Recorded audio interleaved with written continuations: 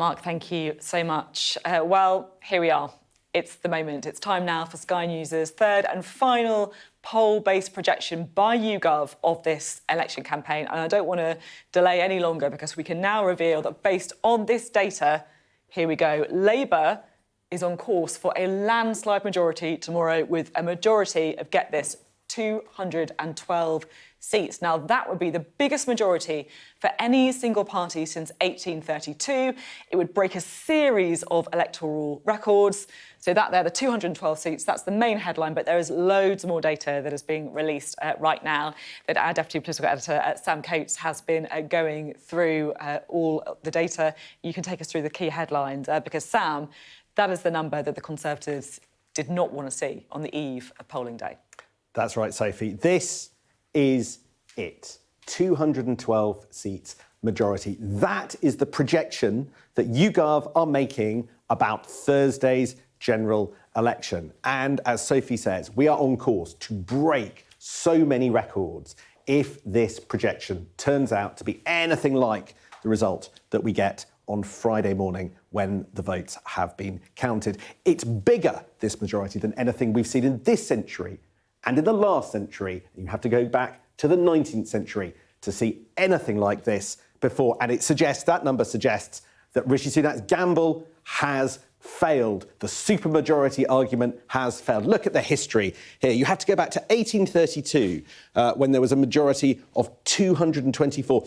The Conservatives weren't even in existence. You had the Whig Party and the Prime Minister was the Earl Grey. Look at more recent comparisons. This is where this projected majority would fit. Keir Starmer in 2024 with 212. Now look at more recent precedents. Exactly 100 years ago, there was a Conservative majority under Stanley Baldwin of 210. The massive Blair majorities, really, these are the majorities, huge landslide majorities of our lifetime, Sophie, 179, 167 in 1997 and 2001. Nothing like the 212 that we could see on Friday morning, and then one in 1895 of 153. So you could see the scale of the majority compared to history when it comes to comparing it against single-party victories in elections. Let's go through the numbers in some detail. Right, let's look at the next slide. Now, it's important to say this is a projection.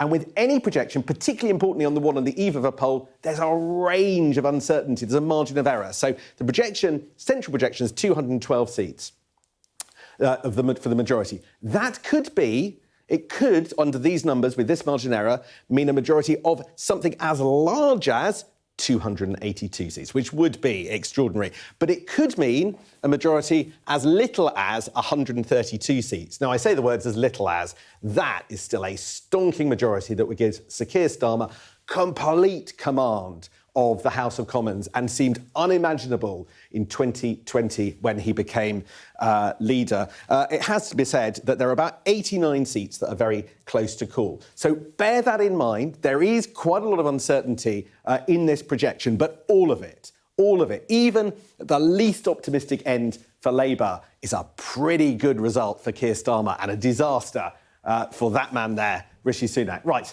let's look at the next slide. And this tells you what the House of Commons is going to look like. And I have to say, there are lots more records being broken. Labour would be on 431 seats.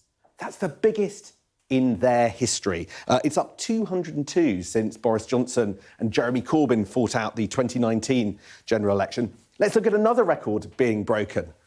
This man, Rishi Sunak, will have taken the Conservatives down to 102 seats. Again, that is the lowest on record, below the previous, quite considerably below the previous Tory low, which came when John Major fought the 1997 election. And look, they've lost 263 seats compared to 2019 when Boris Johnson and Jeremy Corbyn fought that election. Pretty bad night. For John Swinney of the SNP, they would go down to 18 seats, which is down 30 from 2019. Look at this, a new high for the Greens. They double their seats to 2, up 1 from 2019.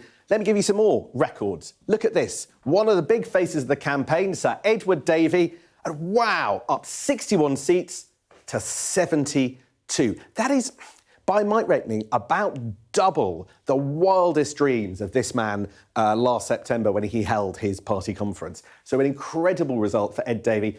Lots of nerves in the Lib Dems about this figure, but clearly YouGov doubling down, and they think an incredible night for the Lib Dems. It would easily take them back to being the third biggest party in British politics. And this man, another person who has been a face of the campaign, Nigel Farage. Now, he would get 3 seats, and that would mean Nigel Farage being elected, it would mean Richard Tice being elected, and it would mean the Great Yarmouth seat going to Reform. It's a new party. It's hard for new parties to make any progress at all. So he will be pretty pleased just winning his Clacton seat. Right, let's look at some of the numbers that underlie this.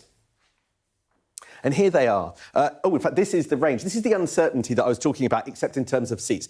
So Keir Starmer could have 466 seats at the upper end, 391 at the lower. And look at this. At the worst end of the projection, within the margin of error of YouGov's projection, the Tories under Rishi Sunak could get down into double digits, 78 seats. So you can see just how much uncertainty there is, but it could be even worse than we're saying. The SNP could go down to 8, could be as high as 34. You could see the Greens getting up to 4 seats.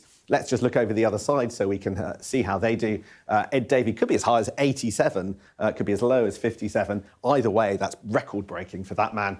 Nigel Farage between 0 and 14, although 3 seats is their central projection. Right, let's look at the next slide, and you can see some of the impacts of the campaign. Now, we've done these polling projections for you all the way through the campaign in order to find out how the campaign has changed the way that people have voted. Because Rishi Sunak took a gamble.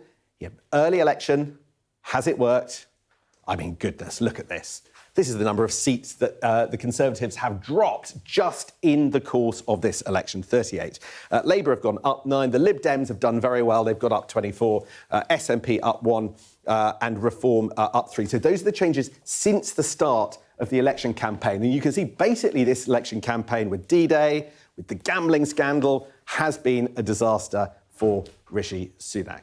Right, let's look at the next slide. And here it comes. There you have the opening conclusions. You have the highest number of seats for the Conservatives since records begun, for the Labour since records begun. The lowest number of seats for the Conservatives since records begun.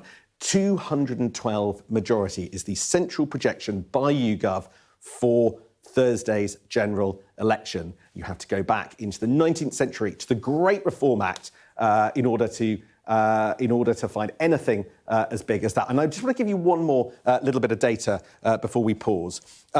Look at this. All of that majority, that incredible record-breaking feat for the Labour Party is all happening on the Labour Party coming in at under 40% of the vote. There you can see they do have an advantage over the Conservatives. Conservatives actually have clawed back a tiny bit since the start of the campaign. They're on 22%. But that is really fascinating. The main parties, actually the proportion of people voting for them is right down, and you do have effectively people voting in all the right places in order to give Labour that incredible number of seats, and that is some of the maths underlying this election. And I just will give you one more thing. Look at this. Remember, Ed Davey has seats in the 60s. Nigel Farage has 3. Yet, only 12% of the vote is going to Liberal Democrats, and 15% of the vote is going to Reform. And that means that the quirks of our electoral system, first past the post, doesn't mean that the proportion of people that vote turns out in the proportion of seats that you get. It's a quirk system. Both these men actually want to change it. But you can see it's an unusual election. It'll confound political scientists. And YouGov are calling the House of Commons as a decisive majority for this man based on these numbers that don't actually show the Labour Party with that high a share of the vote.